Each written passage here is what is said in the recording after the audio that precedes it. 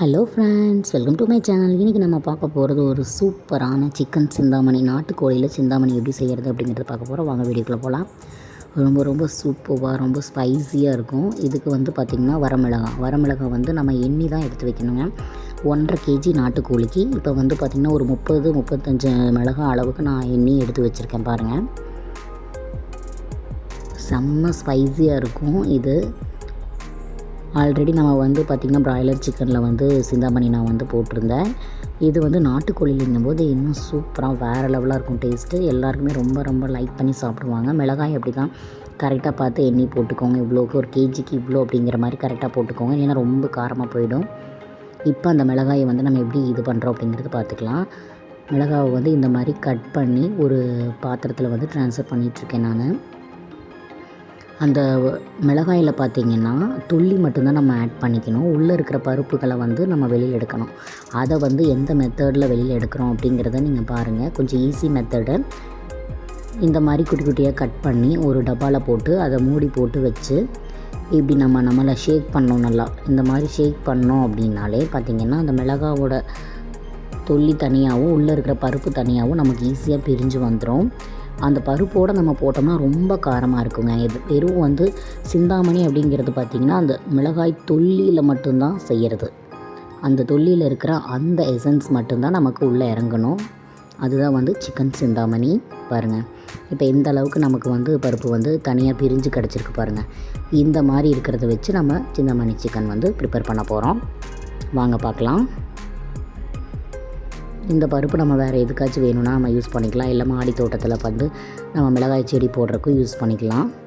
இப்போ வந்து ஒரு கடாயில் பார்த்திங்கன்னா நல்லெண்ணெய், சிந்தாமணி சிக்கனுக்கு அப்படிங்கிற பக்கம் பார்த்திங்கன்னா நல்லெண்ணெய் ஆட் பண்ணோம்னா நல்ல மணமாக இருக்கும், நல்ல டேஸ்டியாக இருக்கும். ட்ரை பண்ணி பாருங்கள். பொதுவாக வந்து பார்த்திங்கன்னா சிக்கன் வறுவலுக்கு அப்படின்னாலே நல்லெண்ணெய் ஆட் பண்ணோம்னா நல்லாயிருக்குங்க. அதில் கடுகு மட்டும் ஆட் பண்ணியாச்சு. கடுகு பொரிஞ்சதுக்கப்புறமா சின்ன வெங்காயம், ஒரு பிளேட் நிறைய சின்ன வெங்காயம். சிக்கன் வந்து சூடுங்கிறனால சின்ன வெங்காயம் வந்து அதிகமாக நம்ம ஆட் பண்ணும்போது நல்லா குளிர்ச்சி கொடுக்கும். சிக்கனுக்கு பொதுவாகவே சின்ன வெங்காயம் அதிகமாக ஆட் பண்ணிங்கன்னா நல்லாயிருக்கும். அப்புறம் கொஞ்சம் கருவேப்பிலை போட்டு நல்லா இதை ஃப்ரை பண்ணிக்க போகிறோம். இந்த ஸ்டேஜில் வந்து பார்த்திங்கன்னா கட் பண்ணி வச்சுருக்கிற அந்த மிளகாய் உள்ளே ஆட் பண்ணி நல்லா பொன்னிறமாக வர்ற மாதிரி நல்லா ஃப்ரை பண்ணிக்க போகிறோம். அதுக்கப்புறம் நம்ம சிக்கன் பீசஸ் உள்ளே ஆட் பண்ணிக்கலாம். இது வந்து இட்லி, தோசை, சப்பாத்தி, சாதம் எல்லாத்துக்குமே செம்ம ஒரு மேட்சிங்கான ஒரு சூப்பரான டிஷ்ஷுன்னு தான் சொல்லணும்.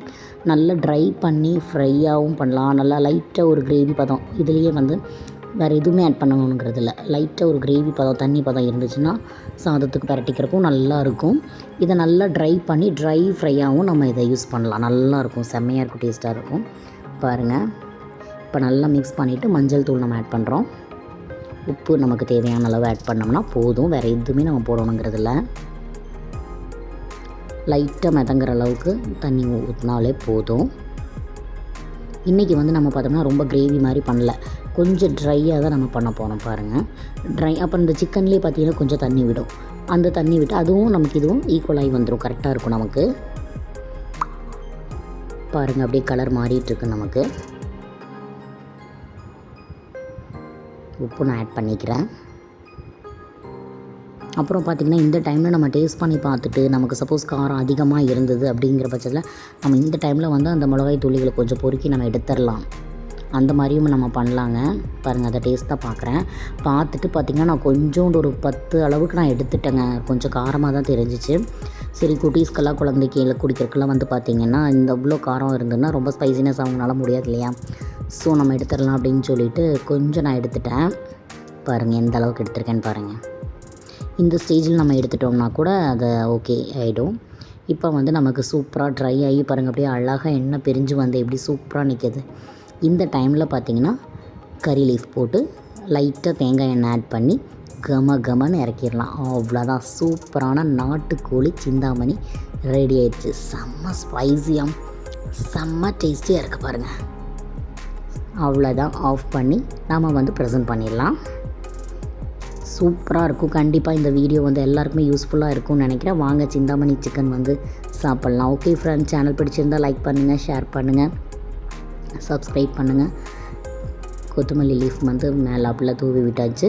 சூப்பராக ரெடி ஆகிடுச்சு. ஓகே ஃப்ரெண்ட்ஸ், டாட்டா, பாய். நெக்ஸ்ட் ஒரு சூப்பரான வீடியோவில் வரேன்.